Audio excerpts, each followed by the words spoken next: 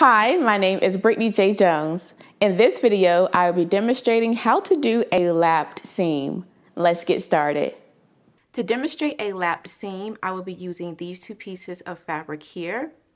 I have both of the right sides of the fabric facing up, so whether you have a print or you have a solid that you've had to place a little mark on, indicating which side is the right side, make sure that you have the right sides facing up.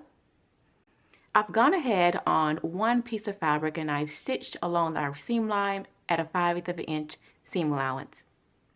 On the other fabric here, I've done the same 5/8 of an inch stitch, and then I pressed that one under with the raw edge going toward the wrong side of the fabric. I will say that these stitches as a guide are optional. You do not have to place this stitch onto your fabric.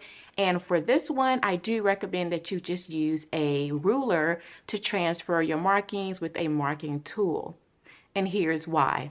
With the right sides facing for the lap seam, you take the piece of fabric that you have pressed under using your 5/8 of an inch seam allowance. You've pressed under the seam allowance and you just lap it right over the other fabric, matching up the seam allowance. And then we will be stitching at a 1/4 of an inch.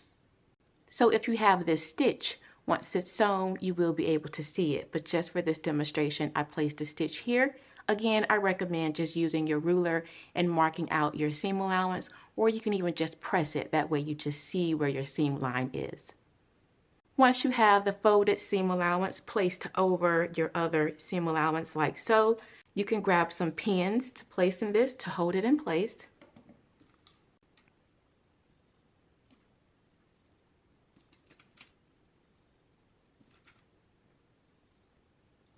And now we can stitch this down using a straight stitch at a 1/4 of an inch.